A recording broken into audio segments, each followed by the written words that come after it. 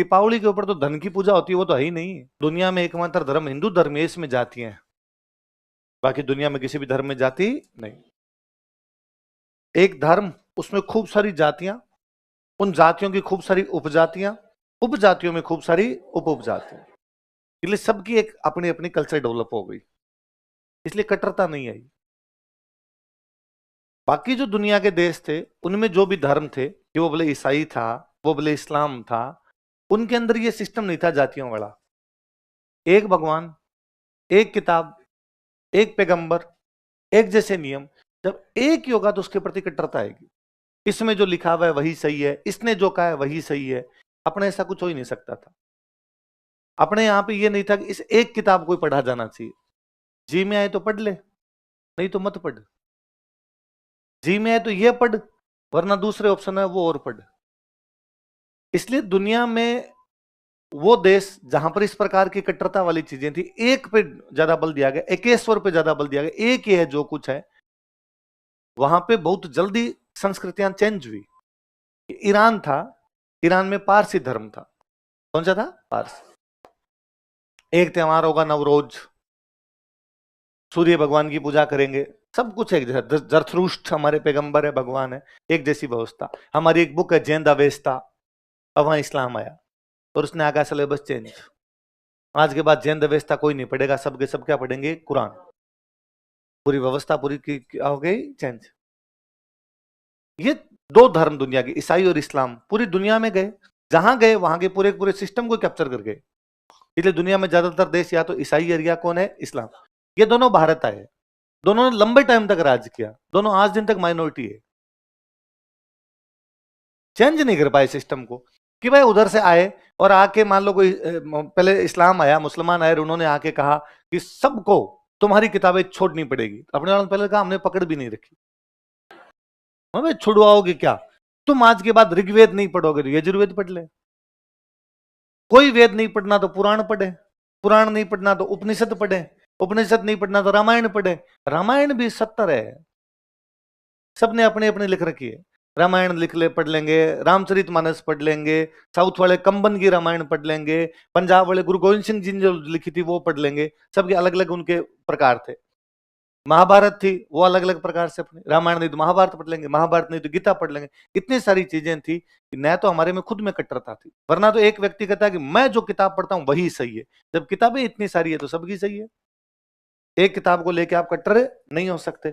इसलिए हमारे में इस प्रकार का कभी भी कट्टरता वाली भावना आ ही नहीं पाई, न बाहर वाले इस चीज को समाप्त कर पाए। उल्टा बाहर वाले आके अपने जैसे ही हो गए, है ना। अकबर ने अपने इतिहासकारों को और कहा कि लिखो मैं भी भगवान का अवतार हूं। तो इस प्रकार की किताबें अपने यहां भी लिखवाएगी, अपने वहां लिखा हुआ आप भी अवतार ही हो, लो आपको भी लिख ही देते हैं इधर। उनकी कल्चर अपने जैसी हो गई, अपनी कल्चर उनके जैसी। पारसी ईरान में जब इस्लाम धर्म आया तो पारसी भारत आ गए, पारसी भारत आ गए तो पारसी भारत के अंदर आके मिल गए। अब पारसी भारत के अंदर रहते हैं, लेकिन आप कभी ये नहीं कह सकते कि भाई अलग से इनकी कोई कल्चर डेवलप है या अलग से अपने कल्चर लेके बैठे हैं। कोई भारतीय संस्कृति में घुल मिल गए।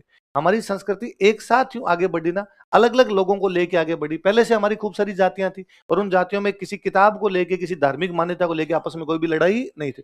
तो बाहर वाली व्यवस्था भी आ गई तो वो मिल मिला गई। उल्टा पूरी दुनिया में इस्लाम और ईसाइयों में जातियां नहीं है, भारत में है। भारत के अंदर मुसलमान भी है तो बाद में उसकी जाति है कि भाई कौन सी जाति है। सिया सुन्नी छोड़िए, ये तो पूरी दुनिया का है। अपने जो जातियां हैं, जो हिंदू धर्म में जातियां, वो सारी सारी मुसलमानों में है।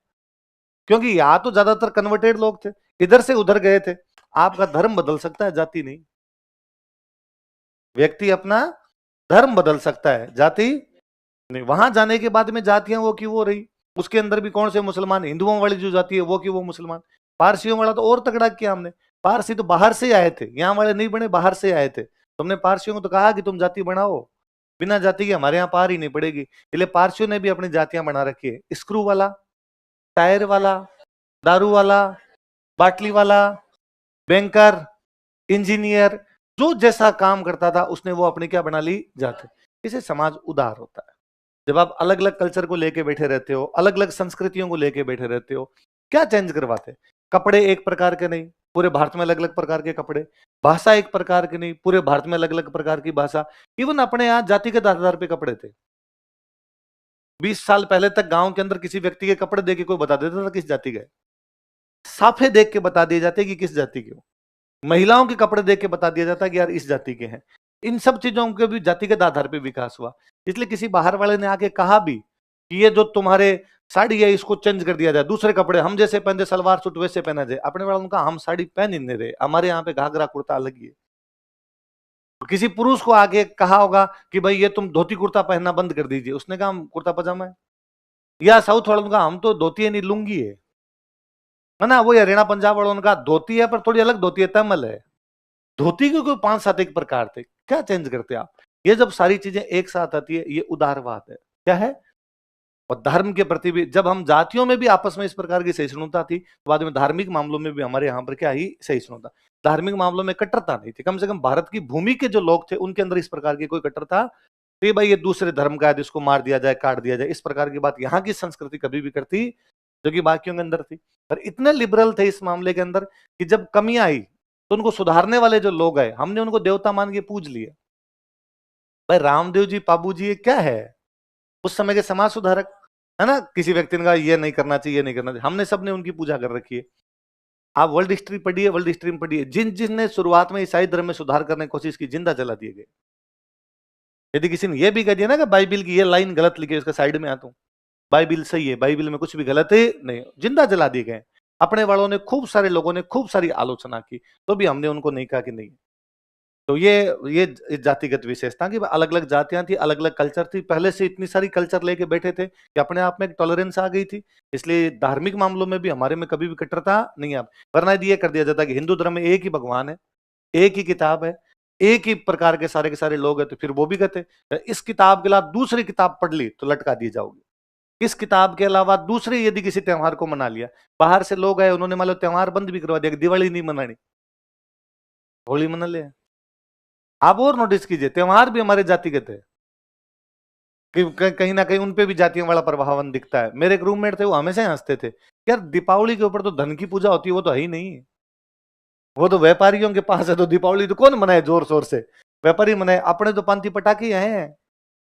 बाकी लक्ष्मी पूजा अपने तो क्या करेंगे, है ही नहीं धन, लक्ष्मी पूजा करे कहां से। तो कहने कुल मिला के मतलब था कि यार इसकी पूजा उस समाज के लोग ज्यादा करते हैं। कोई वर्ग था जो युद्ध कर रहा था तो उनका तुम दशहरा मनाओ, चल दशहरा ठीक रहेगा। अलग अलग सब कास्ट के लिए सब कम्युनिटी के लिए अलग अलग प्रकार की व्यवस्था कर दी, अलग अलग प्रकार की खूब सारी चीजें होती है उस समाज में, कभी भी कट्टरता आती नहीं। अब लिख लो आपने।